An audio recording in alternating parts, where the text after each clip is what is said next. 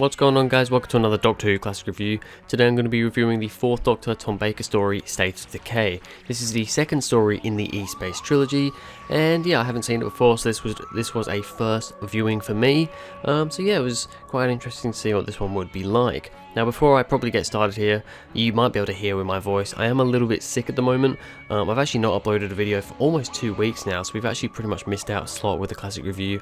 I might do another one later on this week to kind of make up for that spot, but I mean, I'm not that pressurized about it, so I don't know, we'll see what happens. But yeah, I am a little bit sick at the moment, so sorry about that. I wanted to get this video out. I'm not too bad now. It was over the weekend I was pretty bad, but I'm starting to get a bit better now, so hopefully by next time I'll be fine. But yeah, anyway, this is State of Decay by Terrence Dicks. The Doctor, Romana and K9 are trapped in E-Space, a strange alternative universe. They are unable to find an escape and do not realise that a young boy called Adric is stowed away aboard the TARDIS. Arriving on a primitive planet where the local inhabitants fear the three who rule, they soon find themselves facing a hideous creature from Time Lord legends. Long thought dead, the Doctor must confront a blood-sucking monster that is very much alive. So, a fairly interesting little synopsis there on the back of the DVD. It's basically about vampires, which is interesting because the only other time I've seen vampires in Doctor Who is, I guess, in the Vampires in Venice, the 11th Doctor story from Series 5, but they weren't really vampires, they were aliens. These are, I mean, I guess there's an alien to it, like this giant vampire, the Great One or whatever. I mean, they call a lot of things the Great One in Doctor Who apparently. When it's like the big thing, it's always the Great One. You know, the spider, the vampires, all that sort of stuff. It's always the Great One. But the vampires themselves are, I guess, more traditional sort of vampires that you'd expect. But yeah, I mean, they're vampires, so vampires they're not really my favourite thing in the world, but I was interested to see what they do with them in this story. Anyway, let's start off with the cast. Tom Baker is the 4th Doctor. He's actually pretty good in this one, I don't mind him at all. I've always been kind of saying that I don't really know how I feel about Season 18 Tom Baker, but you know what, he's actually not too bad, especially in this story. He has a couple of pretty funny moments. I didn't really note any in particular that I can see on my list. I might come to them, I don't know, but there wasn't anything in particular that, like, you know, really came out, but there were definitely a couple of funny moments in there, funny things he said. But on the whole, Tom Baker is a little bit more serious in Season 18 than he was in previous seasons. But I mean, it still works. I think towards the end he kind of dropped off a little bit, but here I don't think he's too bad. I think he's actually quite good. I do quite enjoy the Doctor in this one. Then you've got Lala Ward as Romana. I actually really like Romana in this story. Now, Romana's a companion that I haven't seen a whole lot of yet, but I'm really kind of delving into her stories and her character a lot more recently. And from what I had seen, she was okay. She was good. She was a good companion. But in this story especially, I've really come to quite like Romana, and this is Romana 2, by the way. I think she's just so good in this story. Her chemistry with Tom Baker is just amazing, and just the way the two characters are with each other just works so well. They have such good chemistry with each other, and yeah, just all together with what Romana does in this story, and just with her character in general, this is probably my favourite appearance of Romana that I've seen so far. Matthew Waterhouse as Adric, I'm going to be honest, not great. Matthew Waterhouse is quite well known in the Doctor Who universe, or Adric as a character, for being one of the worst acted characters. And yeah, I actually, in Full Circle, which was his first story before this one, I didn't find him to be too bad. I mean, he wasn't great, but he wasn't too bad. But in this one, from the word go, I did not like Adric. I thought that scene with him in the TARDIS with K9, it was so obviously acted, just the way he was performing it, saying it, just the way he was moving and everything, it just seemed so acted and badly acted as well. So yeah, I'm going to be honest, Matthew Waterhouse, and I mean, he didn't really have a whole lot to do in this story either, in my opinion. He was just kind of there and kind of got taken by the vampire people and some stuff happened, but he was kind of in the background. I'm going to be honest, I wasn't the biggest fan of Adric in this one. Alright, so on to the good and the bad. Starting off with the good. A place that looks medieval but has this kind of high technology. I thought that was quite interesting. I do like it when they do that sort of thing. It's a very, it's medieval. It's a very medieval looking place with the castle, with the towers, just with the way the people look and dress and everything. But there's all this technology. A lot of the technology is kind of hidden away a little bit. So it's a really interesting, weird thing, you know. One minute we've got all these medieval people which just look like normal kind of medieval sort of people, and then all of a sudden he like grabs out a walkie-talkie and starts talking to people with all this techno babble, and I find that quite interesting. I mean, it's a little bit of an overdone thing nowadays, but I do quite like it. The King and Queen's room being the Hydrox ship, I thought that was pretty good actually. I did quite like that. It actually being the ship, their room, because they're kind of, and they ended up being the descendants of, well, we originally thought they were the descendants of the original 3 people that were on this ship, but then it turns out that no, they're not the descendants.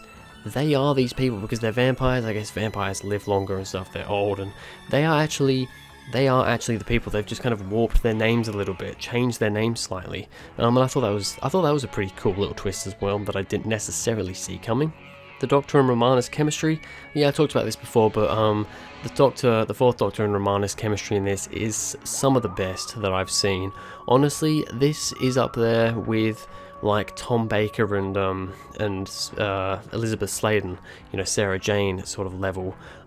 It works so well. They just get a lot. In some ways, I think Tom Baker and Lalla Ward have better chemistry on screen than he did with Elizabeth Sladen. And I mean, I know that I'm pretty sure Tom Baker was in a relationship with Lalla Ward, whether it was at this time or not, I'm not sure, but I know he was at one point in a relationship with her. So I guess that kind of works well with that as well. But just even as characters, they just have this chemistry with them, this feeling about them. They're just really, really good friends, and it's just something. I think it's because they're both Time Lords as well. It's something we don't ever really see again. I mean, we see it with the Master, but it's a very different sort of thing. But with Romana, she is always she's a good guy. She's a good guy all the time, and they're just friends, and just the chemistry is really, really good. The vampires being an old enemy of the Time Lords, I thought that was quite good. I did quite like that. How it turns out that these vampires, and especially the big monster vampire thing, which we never really got to see apart from its arm. But anyway, they are a big enemy of the Time Lords. They had this whole war. They thought they killed them all, but like one of them got away or something, and I just thought that was a quite an interesting thing. It's always nice to have, a little bit of backstory in there, because we did get a bit of backstory with it, with the war and stuff. And just to have the Time Lords have another enemy for the Time Lords that they have fought with in the past. I think that's just, it's nice. It's interesting. It gives some more context and stuff, and I do quite like that. And then finally, the third part of the rocket going through the Great Vampire's heart. So the rocket's like in 3, because I think each person like had their own part of the rocket, and then it kind of formed into the one ship or something like that. And the Doctor basically sets one of them off to fly up in the air, and then come straight back down again and go straight into the Great Vampire's heart. I thought that was pretty good. Maybe a little bit coincidental. I mean, yeah, he did, coordinate it to come back down to Earth again, but the fact that he managed to get it so that it went right through the vampire's heart was a little bit convenient, but I mean, it didn't really bother me too much. I kind of thought about it, but I was like, it's not that bad of it. I thought it was a pretty cool scene, and it's a bit of a different way of ending things, so I quite like that. And obviously the other vampires had a kind of connection to this great vampire, so they died with it. I like the whole aging thing that happened to them. Yeah, I thought it was a pretty decent end. Alright, so on to the bad. Adric's acting is worse than in Full Circle. I mentioned this before, but I didn't really like Adric in this story. He just didn't do a whole lot, in my opinion, and his acting was quite poor, especially at the start of the story. It wasn't as bad further in, but yeah, he just kind of didn't really please me very much from the get-go, so I was a little bit disappointed with that. Also, the story is a bit camp at times. I can't remember what his name was. Was it Okra? you know, the guy, the crazy one, basically, the one with the crazy mind powers or whatever he had. I think it was Okra, I think he was originally called O'Connor, something like that. He was quite camp. The other two weren't too bad. There was a couple of moments towards the end where their eyes were really wide and glowing. They did look a bit strange. But yeah, mainly the Okra guy, or Okra, I don't remember his name, that guy, he was a bit camp at times, I do think that.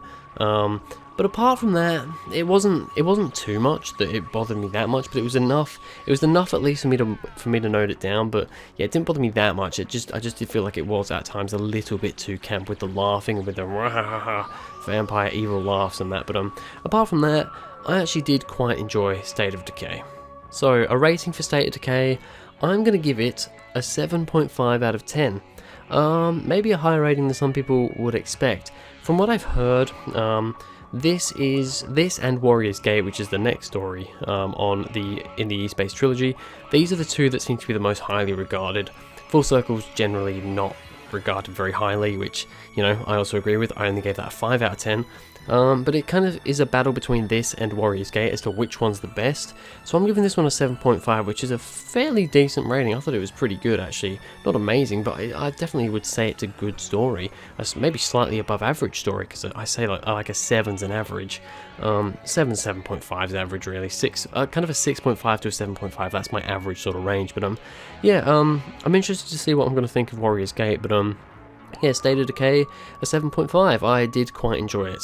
But anyway, that's going to be it for this video, guys. Thank you very much for watching. If you enjoyed, please go ahead, like and subscribe. Go down in the description below. Follow me on Twitter. That would be great. And I'll see you guys in the next video.